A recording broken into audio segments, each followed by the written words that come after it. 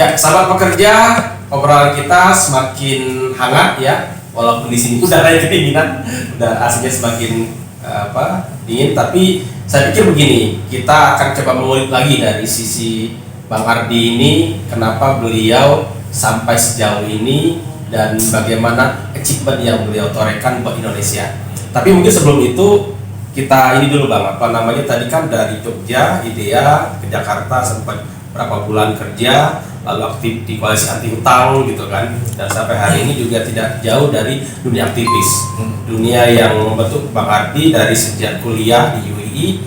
Value itu kan terus berjalan.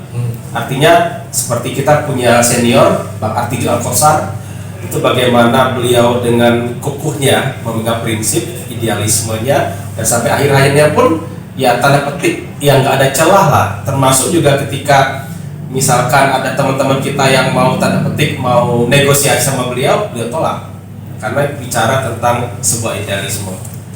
Kalau bicara idealisme itu gimana Bang? Kan kondisi sekarang semua pragmatis tuh ya, apalagi kita hari pekerja gitu, kita masuk jam 8 pulang jam 5, kebutuhan meningkat, sementara di sisi lain perkembangan zaman yang luar biasa seperti ini, itu penyikapan tuh gimana Bang?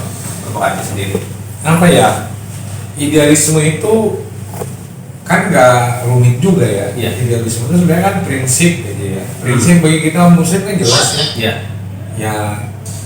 Ya memang itu harus dijalani gitu ya. Bukan karena ya sok idealis atau apa ya kan, enggak kan memang itu untuk kebaikan kita. Kita yakini itu kan. Jika kita jalani baik, kita dapat hasilnya insya Allah baik.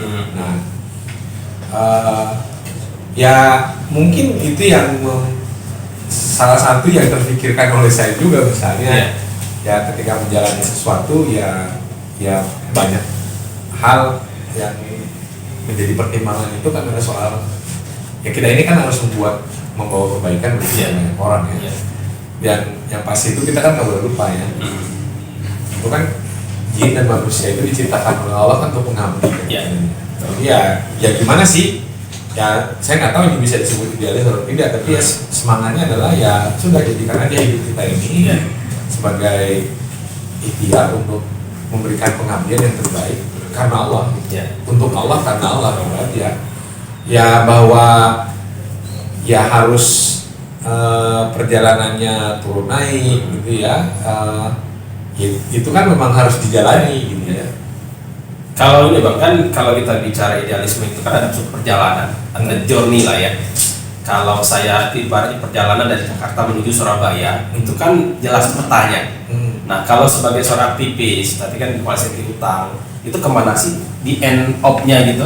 Akhir perjalanan itu apa sekedar ya pokoknya kita ribut-ribut aja selesai, atau ada yang dituju sebenarnya itu? Ya memang ada banyak versi ya, tapi saya mencoba menjalani proses yang saya lewati itu, saya tahu bahwa sebagai bagian dari masyarakat sipil, ya kita kan punya hak untuk mengontrol kebijakan pemerintah.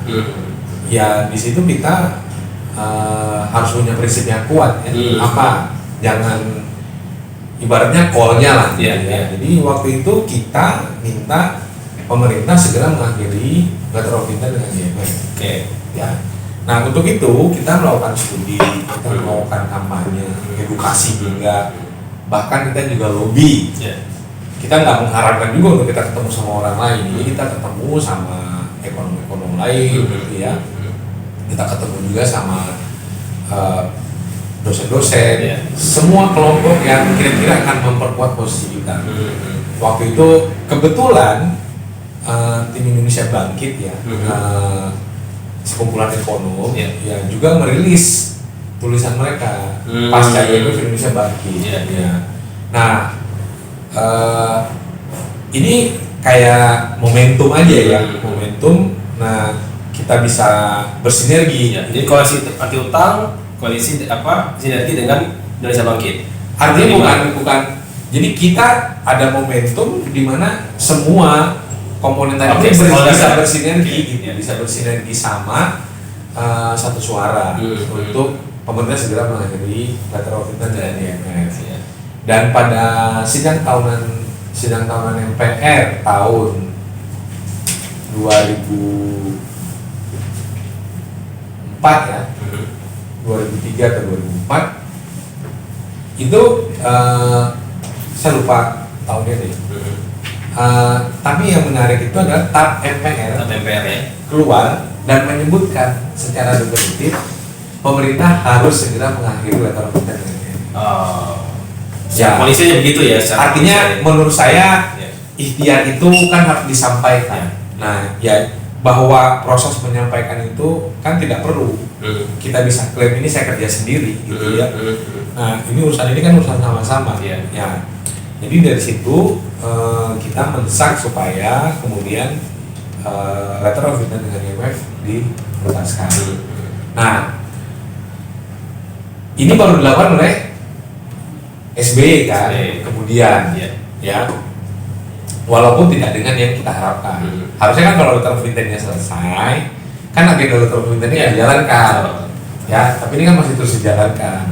Nah, jadi ya waktu itu saya kira kita masih terus tuh untuk mengawal proses itu, gitu ya. Dan seolah-olah waktu SBY mengatakan sudah melunasi utang IMF, ya, kalau mengakhiri letter of intent dengan IMF itu kan memang harus melunasi, gitu ya. Dan utang dengan IMF itu kan tidak besar.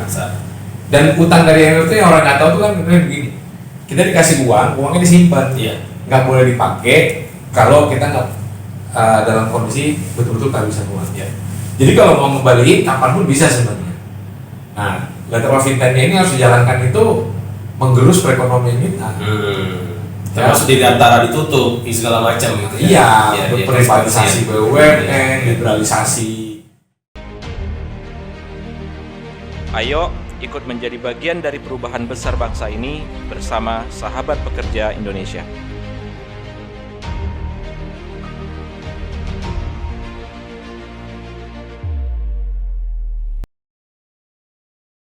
Ekonomi gitu ya. Dan paling parah itu mereka bahkan sampai masuk ke sektor-sektor ekonomi yang harusnya tidak boleh ya, atau bisa kita kerjakan. Jadi terakhir itu kebijakan SBY itu adalah membolehkan asing membuka usaha kir kendaraan bermotor itu. Jadi sampai di situ gitu ya. Jadi nggak cuma sekedar migas, telekomunikasi yang gede-gede gitu, yang kecil-kecil juga ya dibuka untuk asing. Nah, jadi ya itu tadi. Jadi kita harus punya positioningnya gitu ya. Menurut saya sih nggak pas juga kalau disebut aktivis gitu ya sebenarnya gitu ya, karena bukan soal simbol aktivisnya itu atau sebutan aktivisnya itu, tapi kan agendanya, dan agenda ini beririsan sama kepentingan-kepentingan yang lebih besar yang lainnya, dan sehingga itu harus diperjuangkan sama-sama. Nah, ya kalau mau disebut ada achievement ya ada achievement lah itu kan. Kita mendorong supaya pemerintah mengakhiri letter of intent, MPR menyambut. Ini kan lembaga rakyat ya. Sidang tahunan MPR mengeluarkan TAP MPR, ya. Kemudian kita juga mendesak waktu itu CGI dibubarkan, dan kemudian itu juga akhirnya dibubarkan oleh pemerintah. Walaupun modelnya berbeda gitu ya. Artinya perbedaan itu adalah walaupun tidak ada forumnya, tapi dominasi keputusannya tetap di Bank Dunia sama IMF. Ya, itu kan jadi persoalan juga. Tetapi ya menurut saya ini jadi sesuatu yang kita bisa lihat bahwa ternyata kita bisa mempengaruhi. Bahwa pengaruh itu tidak seperti sepenuhnya yang kita harapkan, itu kan soal lain lagi ya. Nah, lalu yang paling penting lagi adalah saya kira kita juga turut serta ya, mengedukasi betapa bahayanya utang itu. Nah, dan alhamdulillah kan sampai sekarang utang itu dipelototin banyak orang. Yang ngomong utang nggak kolesan di utang lagi tapi udah banyak orang yang ngomongin utang ya. Yang mau ekonom, yang mau dosen, yang mau siapapun sudah mulai bicara soal utang. Nah, ini akhirnya memperkaya pengetahuan, informasi, dan juga membuat aware bahwa pemerintah nggak bisa seenaknya. Ya, pemerintah tidak bisa seenak-enaknya untuk menjalankan kebijakan terkait keuangan negara, terutama utang pemerintah ini. Ya karena diawasi oleh banyak orang akan teriak, Ya walaupun Menteri Keuangannya bilang dipolitisir dan segala macam, ya faktanya Faktanya bisa begitu. dipungkiri Iya, bahwa ada protes, Iya, iya. ya. Artinya kan ada yang salah juga dari pemerintah. Kalau dibilang utang kan seperti itu loh, berarti informasi yang diberikan salah dong, Iya, iya. ya kan? Berarti pemahaman yang disampaikan tentang utang salah dong. Iya. Yang memberikan pemahaman siapa? Pemerintah. Pemerintah. Yang menginformasikan siapa? Pemerintah juga. Pemerintah. Sumber informasinya lembaga Pemerintah pemerintah. juga. Iya, Jadi iya. yang kesalahannya dari pemerintah, bukan kesalahan di masyarakatnya. Gitu. Iya, iya. Jadi ya sebelum kita bicara Pak pemerintah ya kan itu nanti di sesi terakhir gitu. Kan kita dari Indonesia sempat dulu lah kan Bang Ardi diundang ke Amerika ya. ya, Nah itu gimana Bang ceritanya? Sebelum nanti kita bicara pemerintah nanti di terakhir. Ini kita cerita ini dulu deh. ya, Flashing dulu. karena kita bicara soal utang. Iya. Nah, itu kemudian ada Jubilee USA. Ya, semacam koalisi anti utangnya di Amerika. Internasional, itu internasional ya. Ya. Ya. Enggak, dia di Amerika. Oh di Amerika. Jubilee Amerika. Jadi ya koalisi anti utang Amerika. Hmm. Nah, mereka ini mengkampanyekan penghapusan utang untuk negara-negara Berkembang. termasuk Indonesia. Iya. Nah, waktu itu saya diminta untuk menjadi keynote speaker di acara kampanye mereka kepada konstituensi mereka. Oh oke. Jadi karena Jubilee itu kan ya semacam gerakan yang diinisiasi oleh gereja. Ya. Nah, jadi saya menyampaikan bagaimana praktik utang itu terjadi di Indonesia, apa dampaknya, Iya. lalu apa yang harus dilakukan. Jadi studi kasus lah ya, studi kasus realnya. Ya, saya ya. mengkampanyekan bahwa Indonesia membutuhkan penghapusan utang bukan karena ya belas kasihan, karena utang yang diterima oleh pemerintah Indonesia itu tidak dinikmati oleh rakyat. Ya. Dan utang yang diterima oleh pemerintah Indonesia itu diambil ya dari uang negara-negara maju yang merupakan hak rakyat juga. Ya. Nah, dan jika nanti ini tidak bisa dibayar, yang rugi juga negara-negara pengutang ini rakyatnya. Ya. Jadi bukan hanya Indonesia, ya. Dan waktu itu kita kan juga lagi mengkampanyekan bahwa gara-gara beban utang yang sudah demikian besar, pemerintah tidak punya cukup lagi uang untuk mensubsidi kebutuhan-kebutuhan dasar, ya, untuk masyarakat kita. Sehingga kita juga menghadapi mahalnya kebutuhan pokok.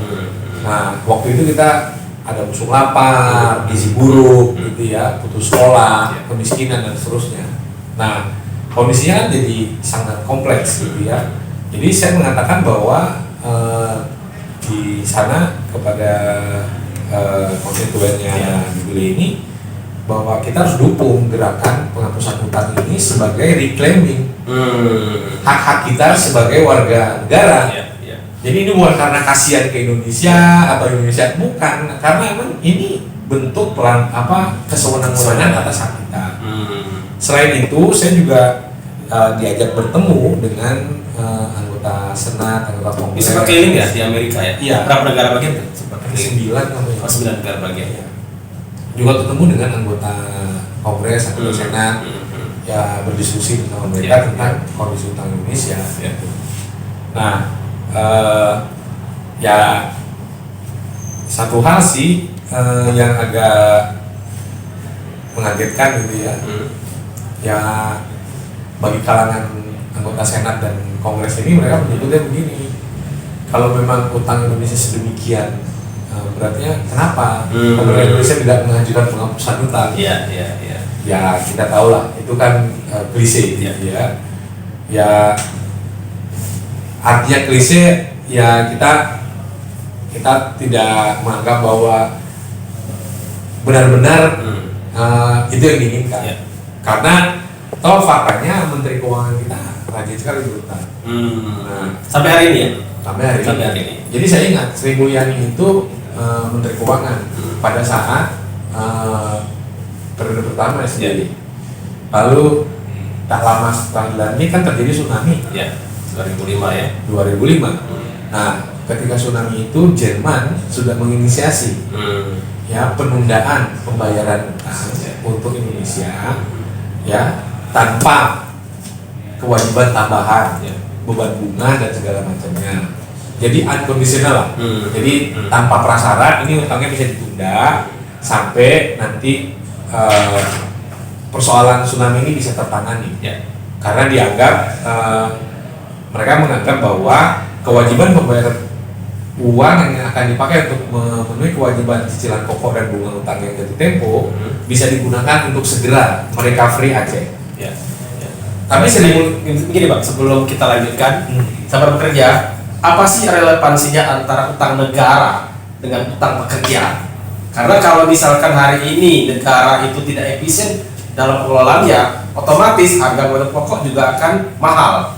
Dampaknya pada para pekerja. Ini akan kita ulik lagi, tapi jangan kemana-mana, tetap di OPEC, obrolan kerja. Lokakarya Sahabat Pekerja dan Expert Sharing dengan menghadirkan pekerja profesional di bidangnya. Ayo ikut menjadi bagian dari perubahan besar bangsa ini bersama Sahabat Pekerja Indonesia.